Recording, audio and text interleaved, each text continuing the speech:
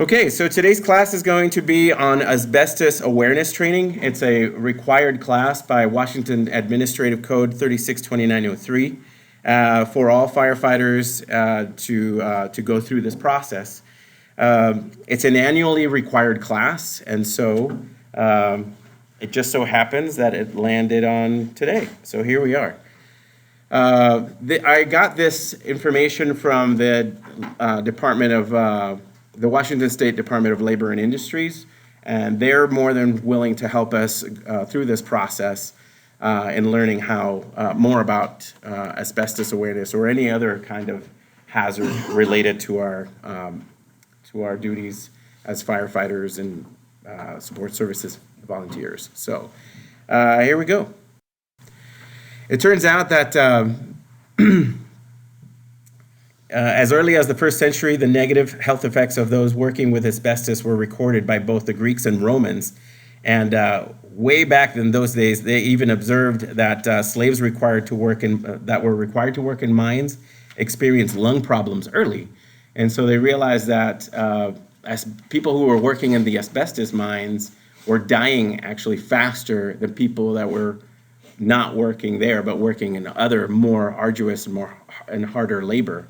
It was now attributed to having asbestos exposure. So it's estimated that at current times, 1.3 million employees in construction and general industry have significant asbestos exposure on the job.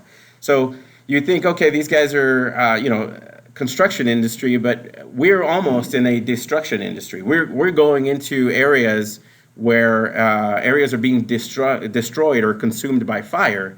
And so a lot of the times as things get burnt, many other things get off-gassed, and one of these may be the product of the asbestos being moved around in this area, and that's why we're talking about this today.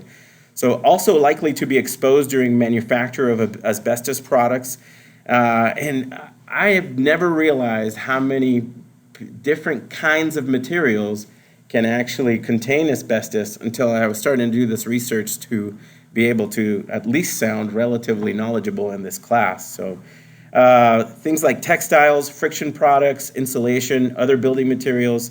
I mean, it's in tiles, it's in ceiling tiles, it's in tape. There's duct tape with asbestos on it, and you'll see some of those. And we have quite a few examples that we'll show you through pictures on materials that contain asbestos. So I do have to note that workers performing housekeeping and building maintenance activities may also be exposed to asbestos materials.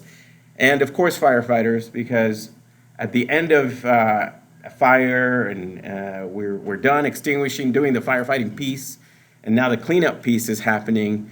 That's when overhaul kicks in, salvage kicks in, and that's when it's affecting us. So not only all those really dangerous byproducts and chemicals from the off-gassing of all the materials that are in there, but also the fibers of asbestos that we're making, that we're disturbing and make things go around. So. Asbestos is a generic name belonging to a group of fibrous minerals which were mined from rock deposits in Canada, South Africa, former USSR, and the US, and are still mined in Canada, South Africa, Russia, and Australia. And as I've been doing this research, I'm realizing more and more they actually have very robust asbestos awareness programs in all those, because a lot of the videos that I was trying to collect, to gather, and embed in here were really a lot of those folks creating their own videos to train their own folks on the hazards of asbestos. So asbestos is an interesting product because it's crystalline and forms long, thin, flexible fibers, which are bundles of still thinner kind of fibril strands. Some individual fibers may be up to 700 times smaller than a human hair. So there's no way, and a lot of times, that you're even going to be able to see this. The fibers are extracted when the mined rock is crushed, and asbestos is usually found mixed into other minerals. Often individual fibers are mixed with some material that binds them together, producing asbestos-containing material, or ACM. And so it has to be, usually there are materials greater than 1% asbestos content. So asbestos, though it sounds really, really bad, it's actually, there's a lot of great benefits from it. It's real strong and flexible, heat resistant and non-combustible, and conducts electricity really poorly, but insulates effectively. So it's like I was saying earlier before we started the class, that knob and tube wiring in my house more than likely was some type of asbestos or contained asbestos filaments in it. It also resists chemical breakdown, corrosion, and decay. And so some of these are the asbestos, the different types of asbestos. There's white asbestos, brown, and blue. And I believe we'll talk more about that in this series.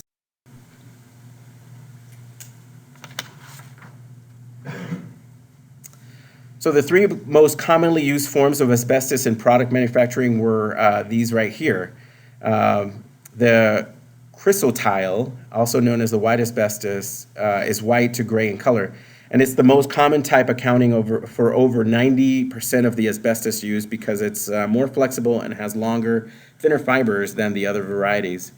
It comprises 80 to 90% of the asbestos currently being mined in Canada as we speak. So, the last mining operation to close down in the United States was 2 years ago in California, and this is the only asbestos mineral that occurs strictly as fibers.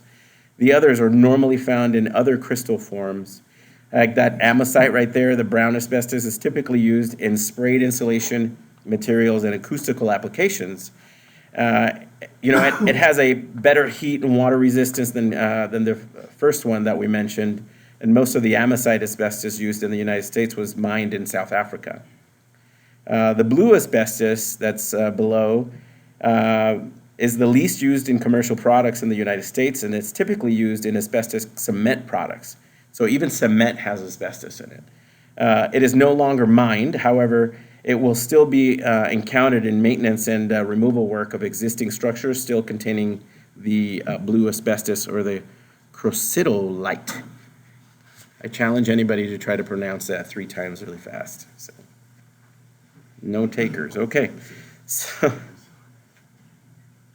as we proceed on,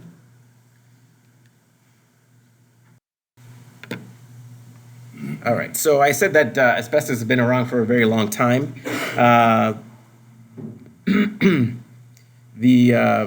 The Egyptians derived from the asbestos is derived from the Greek meaning inextinguishable or indestructible, and it has the early uses from 2000 to 3000 BC. Egypt wrapped embalmed pharaohs in the fiber. Finland strengthened clay pots. Greek and Romans used it for lamp wicks, cloth for funeral dresses, tablecloths, and napkins. They used to use asbestos for napkins. I can't even fathom that. That's probably why they lived to be 25, and that was it. So, in the Middle Ages, insulation, it was used for insulation in suits of armor. So, it fell out of use until beginning of the Industrial Revolution, and then and it used to be used for insulation for boilers, steam pipes, turbines, ovens, kilns, drywall products, and cements. Modern asbestos industries in the 20th century, including used for modern applications, and include non-flammable fabrics, packing materials, high-temperature equipment insulation, and cement products. It was used in the U.S. in the early 1900s to insulate steam engines, in fire-resistant theater curtains, and other uses that took advantage of the asbestos properties. It wasn't used a whole bunch until World War II kicked in, and that's when it was really it took off, and for the next 30 years after. It was really used for fireproofing, to insulate other materials, and to soundproof, and actually to decorate. I was watching a video where they had, where they were kind of promoting the purchase of, they were selling asbestos curtains, and they would show this lady that she says, yeah, even if you tip this candle over in my asbestos curtain, it's still intact. and they was trying to light the curtain on fire and they couldn't do it. And they also had bedspreads that had asbestos fibers on it. And they would put cigarettes out on them to show that they were so fire safe. Back in I think the video was from the 50s and 60s. So it was around even then in great prevalence. Here's some important prevention tips that firefighters can use in order to prevent asbestos exposure. This is a little bit out of place, but continue to wear your SCBA while searching for hot spots during overhaul stage. Make sure you wet parts of the building where firefighters are working to minimize asbestos fibers released into the air. Venting and entry techniques, make sure that, which often involve opening walls, should always be performed with protective equipment. Equipment and clothing should be washed at the scene if possible to prevent the spread of contaminants beyond the work site. And the last two fires that that we were actually actively engaged in, that I was at, I do recall us spraying our bunkers down from all the insulation that we had from trying to bust the ceiling open to actually get to the seat of the fire. And so that's absolutely commendable. So thank you for whomever actually put that into effect, because the idea is to wet down the fibers so they don't become airborne, and then we can go ahead and either vacuum the fibers off or wash the bunker gear in our extractors.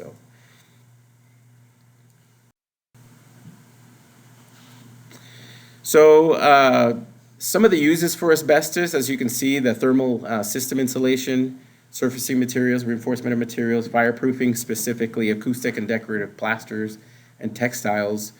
So as we're going through and doing either facility inspections, or maybe we're actually at a facility that we're doing some sort of firefighting work, it's really good to at least notice or be cautious that these pipes that are insulated may contain this type of product, and really think about what we're about to do if the actions that we need to take are going to start making these things airborne, because then it'd be a great idea to start wearing an air pack to make sure that there's no fire, no smoke, but the air pack, or at least at a minimum like a HEPA mask, to make sure that we don't end up breathing all these fibers in. More uses, it's used in friction material, asphalt, I never knew that, vinyl felts, paper and adhesives, flooring and roofing materials. It's even in caulk. I never even would have guessed that.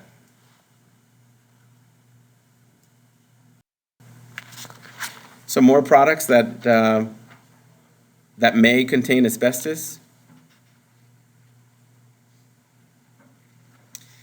As I look at these, I try to think about, okay, if I have an older home, then this is where I start thinking, wow, how many times did I try some kind of weekend warrior remodeling project and really didn't take any of these things into consideration?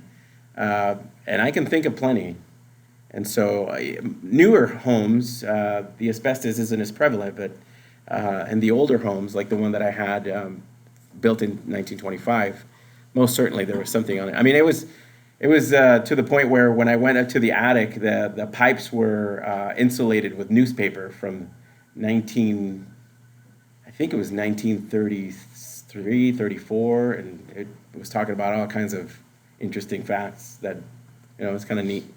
It was a Spokane newspaper too, so. More materials that may contain asbestos.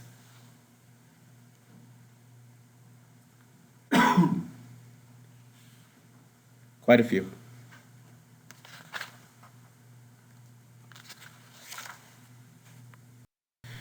All right, so there are other materials that are suspected to have asbestos. Some of them are actually known, and some of them, they kind of just suspect that that's going to happen right here. And a lot of these you can read on your own, but there's one over here that caught my attention, and it says post-1980 surfacing materials, TSI flooring. And I wasn't sure exactly what TSI was until I kind of researched it. And TSI means thermal system insulation.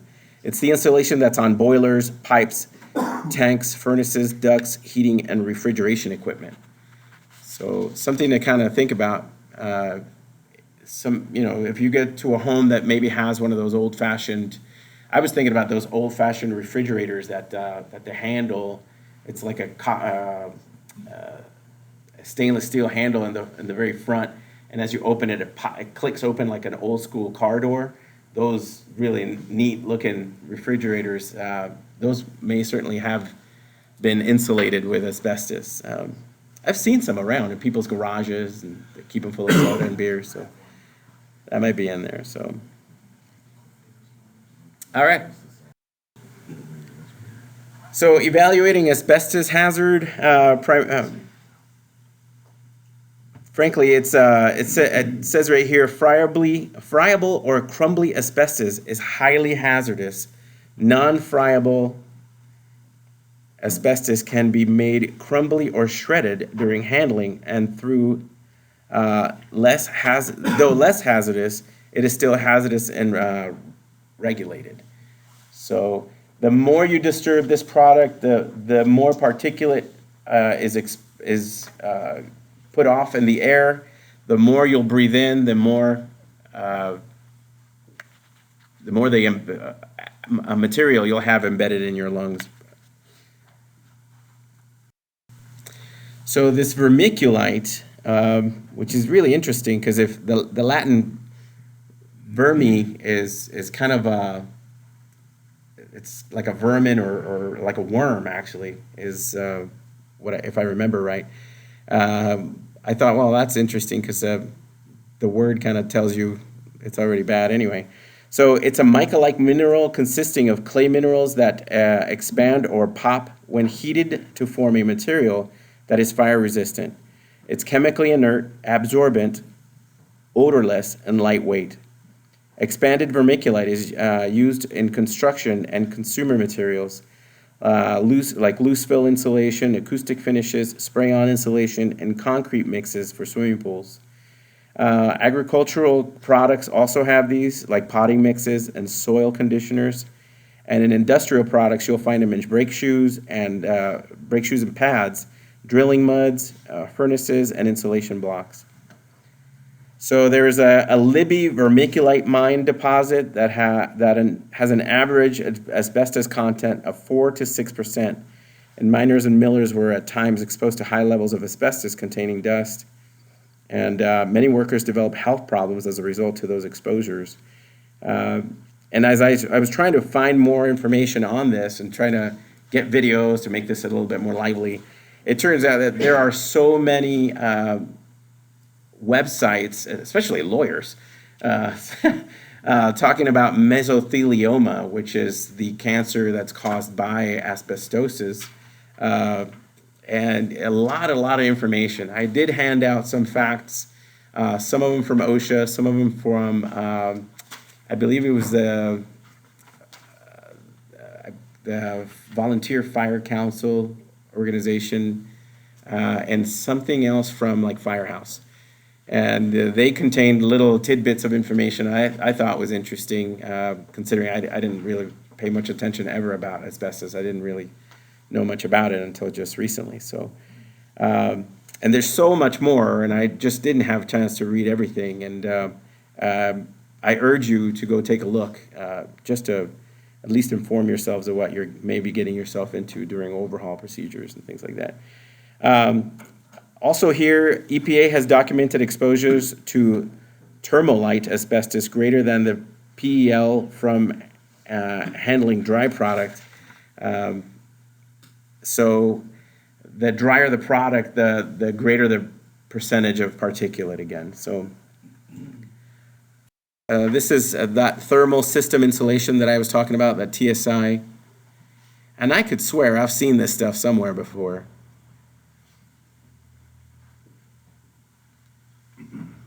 And this is surfacing material. So I also found, have you ever seen a house that has popcorn ceiling? Has anybody seen that? Grew up in one. right? I grew up in one in California, and popcorn ceiling is very possible that it has asbestos in it. And I remember my parents saying, "Wow, this is so outdated. We need to get rid of this." And then we had some folks come out and wet it down, and then scrape it off, and then re-drywall or replaster it or whatever, and refinish it back, and to take the popcorn off. And I don't remember them wearing anything other than like a T-shirt and some jeans, and so I can see now. Wow, many years later, that's such a bad way to operate. So it says right here, popcorn ceiling, fireproofing materials on structural members, acoustical plaster, and on ceilings. Stucco also has it, which every home in California is made out of stucco. Other materials in crawl spaces between walls, knockdown, splatter coat, and so on. So this is that the surface orange peel or knockdown on the left, and the popcorn's on the right.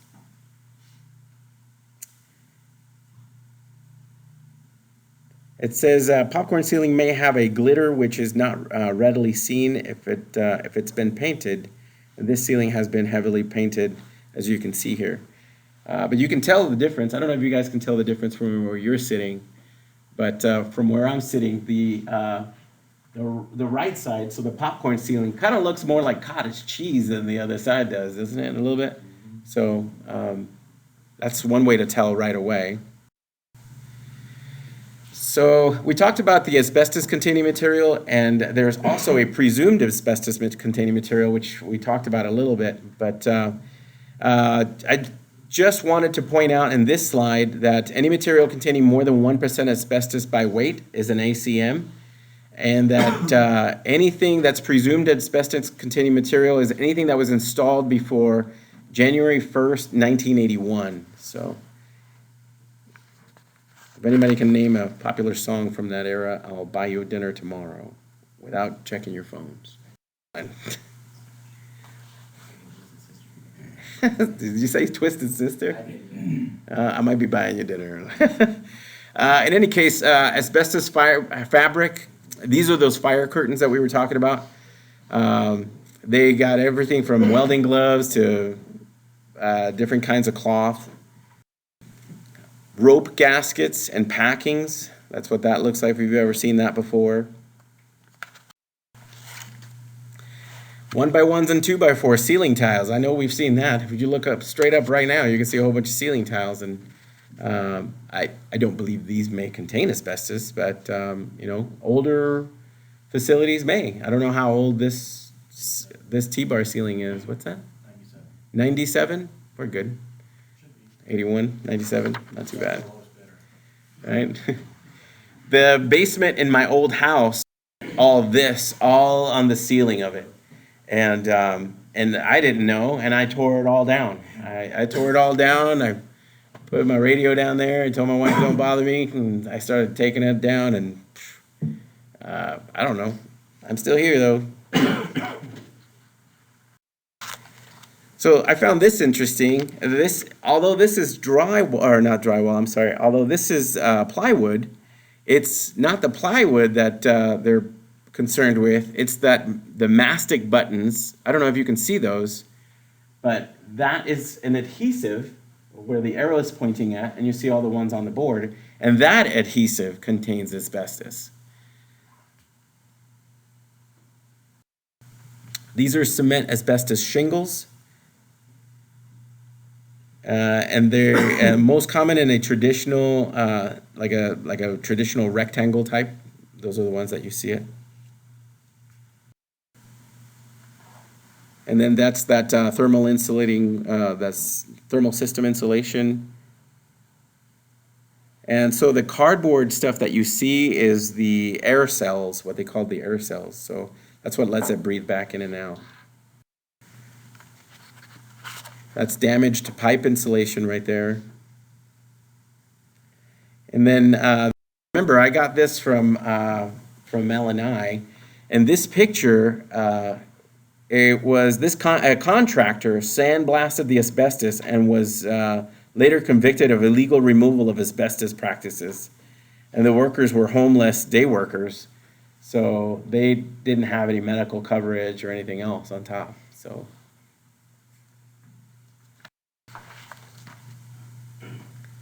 So that's some of the damage sprayed on fireproofing.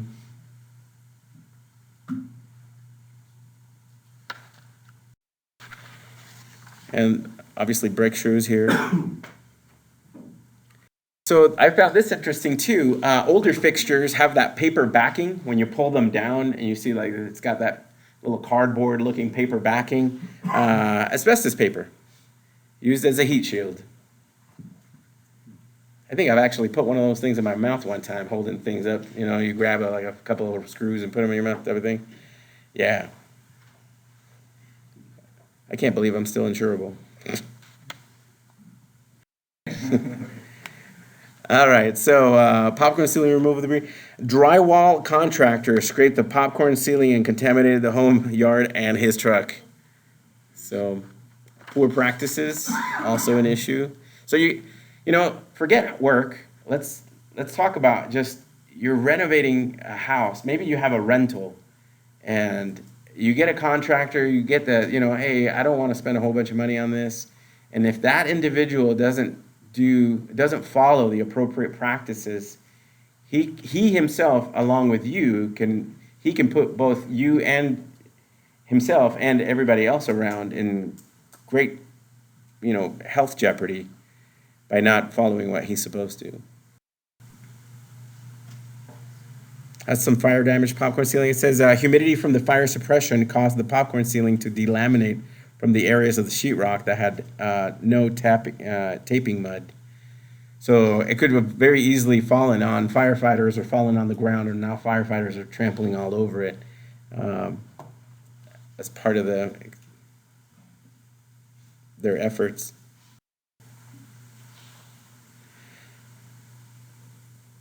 More damage.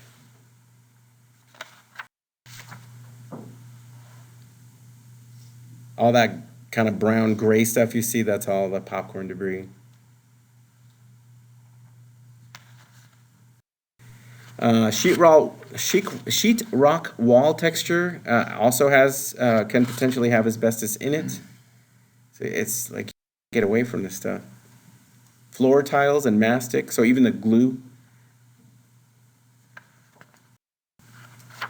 Vinyl asbestos. I remember when I was at school in California, they had to actually remove the old linoleum type tiles, and because they were resurfacing, they're putting new tiles in there, and we couldn't go in there in the classroom for days days after they were done, because they were going through their whole asbestos abatement process. But the tiles look like this. Corrugated asbestos cement board also. These super old heaters have the asbestos paper with them. Here's that asbestos duct tape. I don't know, does anybody know if that stuff's still around? Do they still use it? They don't use it anymore, but you'll find it in buildings. Still find it, right? Yeah. Man. Heating vents with asbestos tape in it. That's apparently it's common in private residences and may be present even if there is new surface and ducting, because the wall and flooring registers are rarely replaced when a new furnace is installed. So that could stay in there. They could refurbish everything, but they didn't tear everything apart.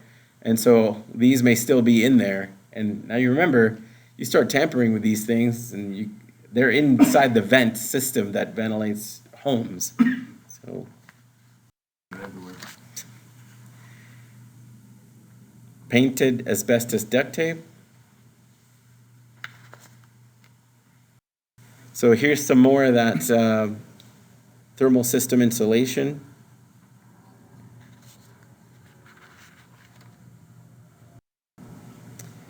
Now this was in my old house too. This packet may be also found around the burner head of oil furnaces, even after they have been converted to gas. And then it looks like on the other side. So the packing itself is all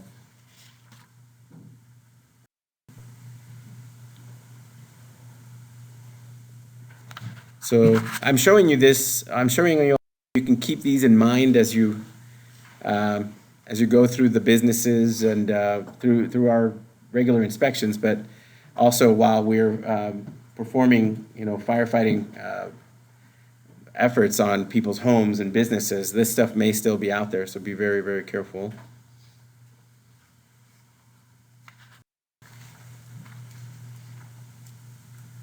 Best protection is just be on air. Yeah, and so they said that pretty much the best thing you can do is be on air, right? And also wet down the areas to make sure that the particulate has it's heavier because it's weighted down with water, and so it won't be as readily airborne as typical. So maybe think twice, even though the forecast says the air's okay. Yeah, Still be on air because of this kind of stuff. that is a great point. The forecast will not read, this in the environment, so very good point. Ben? After the forecast is read, will the SCBA filters that we could plug in, will that be adequate protection?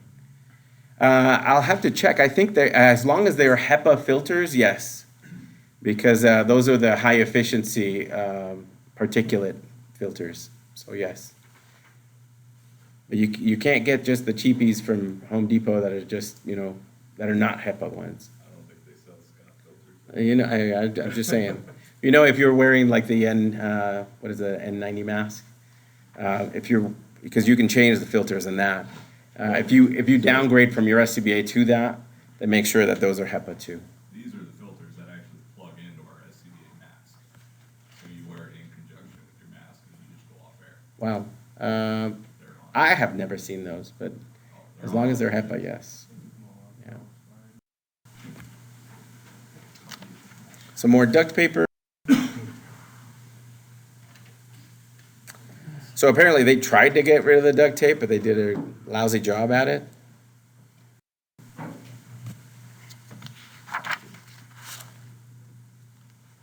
Residential boiler.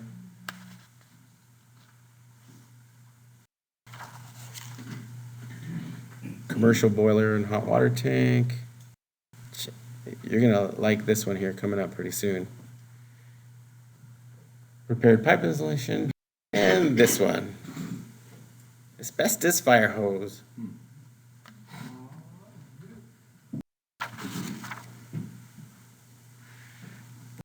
And the list just goes on and on.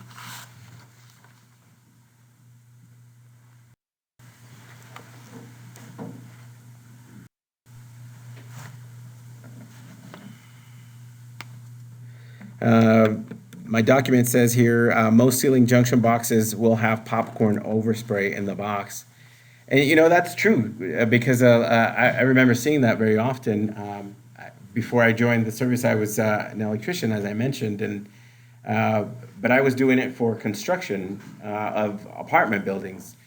And they have a sequence of how to build these things. You can't put the wire in when there's no tubing.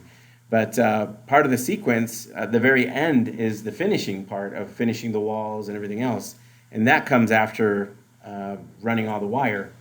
And so we won't, as electricians, we won't cap everything because that's a waste of time, because then we'll have to take the cap off to put a fixture in there. So it'll just sit there wide open, and when the folks come in to spray the texture and then the paint on top of that, they're not going to be worried about the overspray either, because nobody sees it, so nobody really cares. And so that may be exposed when we're doing inspections, like after a fire, and we're doing an investigation, for example. You may be exposed to this. That's that knob and tube that I was talking about before. There's some more.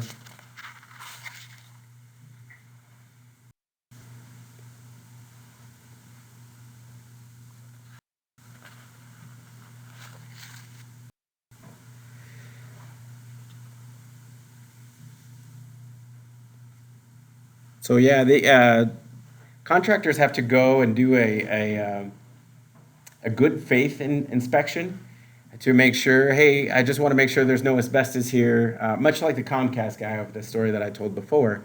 And so they went around, made sure everything was okay, and then they said, okay, yeah, no problem. Then they started cutting, and as soon as they started cutting, they realized that there's asbestos containing material below the surface area. So they had to stop and then begin the whole asbestos mitigation process.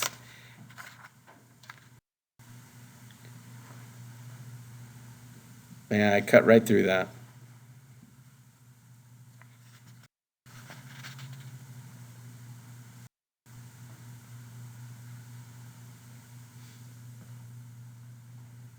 So apparently this is common in schools' cafeteria floors and can be hosed down easily with a cover base.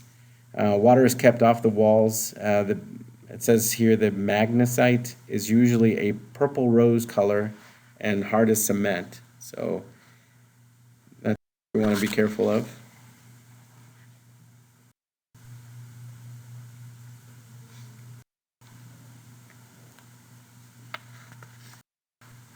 Even screens have it. The window putty, right here, they're talking about the window putty, but I saw where they have like bug screens that have asbestos in them as well.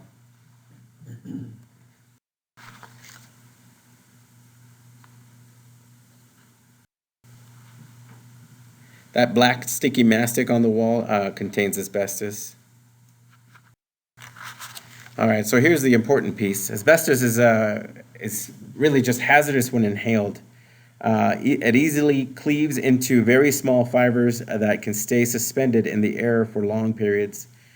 When you breathe in the small fibers, they can enter deep into the lungs, down into the alveoli. And if you remember, that's where the O2, CO2 exchange happens for your body. So a pretty important area there. And the ending small air sacs that's where the oxygen enters the blood system. So the fibers cause widespread scarring and destruction of lung tissue. Also, in contrast to many other dust diseases of the lungs, the fine asbestos fibers also travel to the pleura, the membrane lining the lungs, and cause damage to the pleura. The fibers can be found decades later. So your body just won't consume it. It'll just sit there. And as I'm reading this, it sounds almost like the asbestos fibers will poke through the lung and then travel into that pleural space, which I can't imagine that feels good at all. So usually symptoms take between 15 to 30 years to develop. And the most common test used to determine if you have been exposed to asbestos is a chest x-ray. The x-ray can't detect the asbestos fibers themselves, but can detect the early signs of lung disease caused by asbestos. Health effects from asbestos exposure may continue to progress even after exposure is stopped. It's in your system, so it just continues to be a malignant source of issues for you, for your respiratory system. So I picked this up off the internet. I thought it was really interesting. 9/11 air toxins related to cancer. So this is directly related to, and I apologize. I tried to make it as big as I could, but it's directly related to what we do here, in essence. And these are from studies 10 years later. Back in 9/11, 410,000 people were exposed. The number of first responders that have died after 9/11 is 204. And 55, the number of people that have died from lung and other cancers related.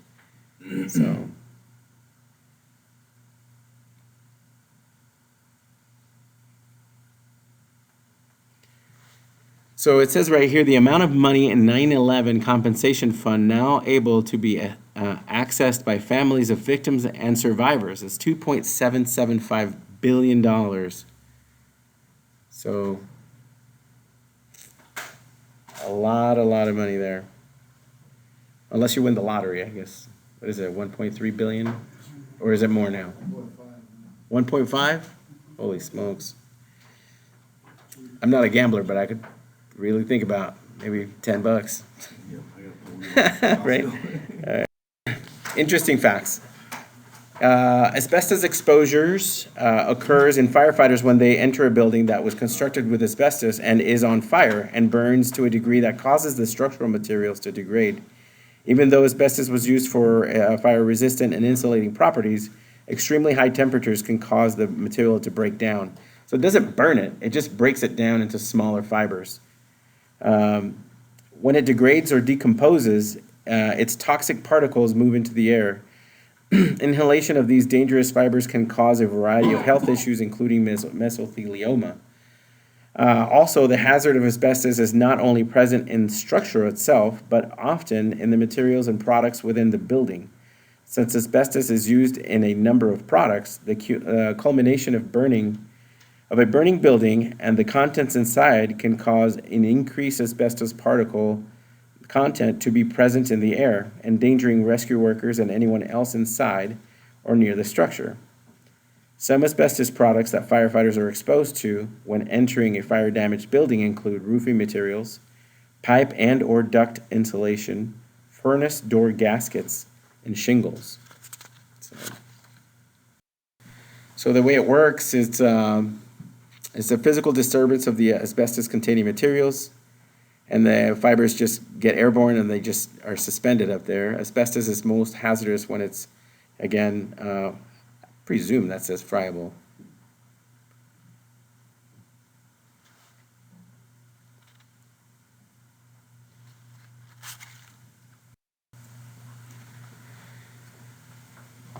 So by disturbing it, moving it around, the more you shuffle your boots around the ground, the more, and over time the floor gets dry from, from the exposures, from us not putting any more water on it also, but we'll start helping generate more asbestos and getting it back into the area, more airborne rather.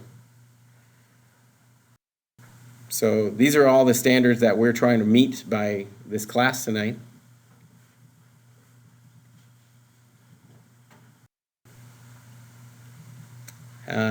There are a couple of agencies, actually OSHA, NIOSH, EPA, and almost every other government agency that has to deal with health and safety has done some sort of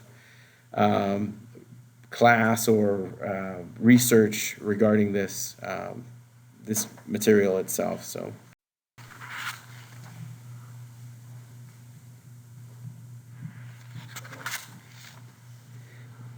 And basically, hopefully this class, all it does is give you an awareness of that this stuff's out there, and to be careful during times that you're working or even not working. Just looking around the areas, and maybe you're doing a project at home, this could potentially be a life-saving measure. So there are particular criteria that we're supposed to follow regarding this, and this is more related to the actual asbestos abatement program when contractors come out and actually start doing this. That's where these measurements need to apply.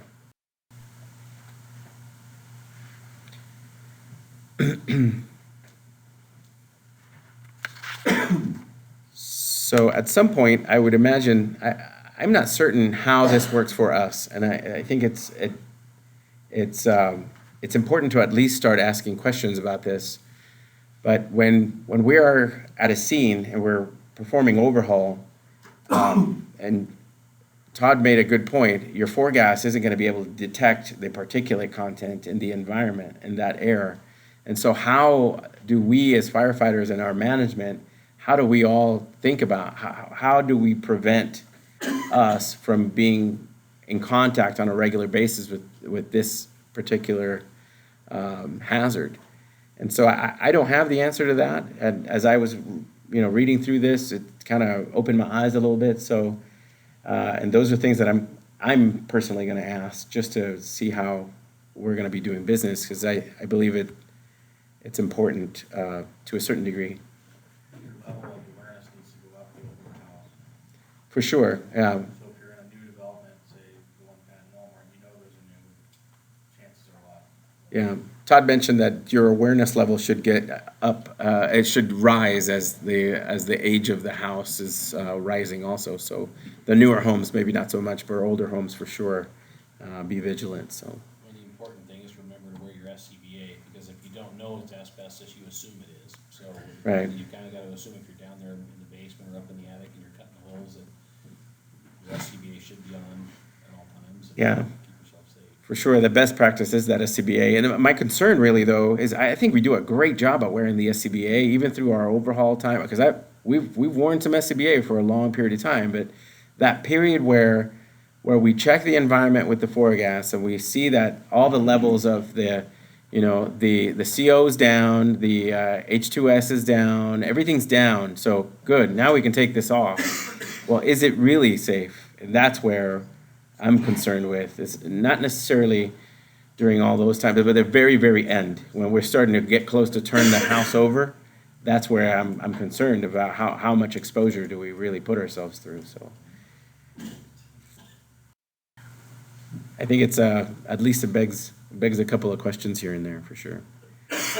So, if we go somewhere and you notice that there's already hazard signs letting you know that there's asbestos in the area, obviously, pretty darn good sign that we may be entering into that area. Jacob? Is there a way for us to put that on our size up, or not on our size up sheets, but on our pre-plans? If we do see something like that?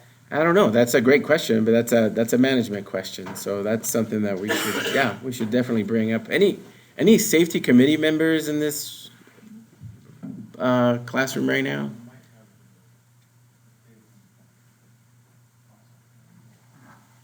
If not, then we definitely need to bring that up and maybe at least talk about it. We might have the construction date on some of those. Yeah. Yeah, and I think Lieutenant Anderson does a good job of keeping a lot of the information in those pre-fire plans, and I wouldn't be surprised if it's in there. So that would be really helpful.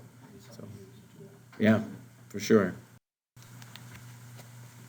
So as it says right here, it's typically this class should be an initial class and then an annual, recurring class on an annual basis. I don't remember this class being offered last year, and I looked in the records of any other time being offered, and it hasn't that I can see. Now ERS for us, it's only a couple of years old, so we need to become familiar, at least comfortable with sitting through an hour's worth of lecture dealing with this, just as reminders. But it is a required class per the state, so. Sir? I think as we learn more about this, maybe we can work in some more tactics. Yeah, for sure. I would really welcome that. So as we learn more, we'll work some tactics in and kind of figure out how we would process that at the tail end of an operation, for sure. So it says for worker protection, though, for your personal PPE, wear your personal PPE, which should include respirator gloves, head protection, foot protection, coveralls. I think we do a great job at that. I think it's the nature of our job anyway. So, however, that piece where we're spraying down firefighters as we walk outside of these facilities that are a little older and kind of sketchy, I like that. That just adds an extra level of security. And I welcome that on a regular basis. And then I do this, I'm kind of almost a little tweaky about it, but when I come back, I make sure I wash areas that were exposed. I wash my hands real thoroughly. When I go home, I make sure that my face is super washed. Or even before I get home, I make sure that all that is really nice and clean. That even just the water itself can contain this, and eventually it'll evaporate, and then it may cause an issue. So.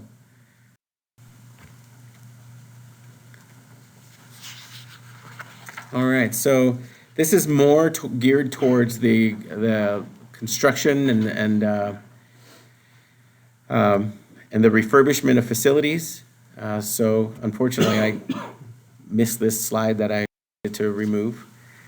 There should be a medical surveillance program. So part of our medical that we would do as firefighters, volunteer firefighters go through a medical too, right? Don't they?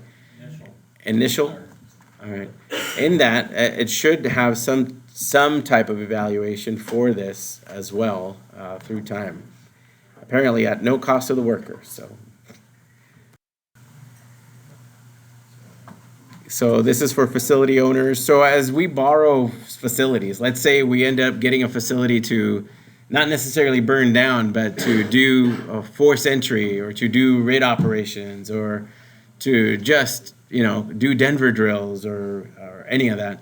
The facility owners have a responsibility to let us know if there may be any materials of part of the construction that has asbestos. So it's a good, they do that by a good faith survey. It's a third party, independent party comes out and does a couple of inspections here and there, and then they can tell you whether there's asbestos containing materials in the facility. So.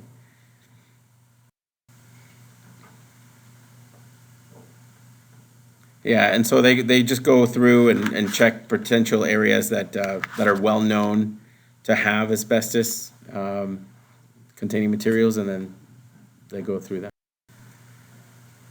If they don't do that, they could get fined up to $250 per day if they don't do the survey.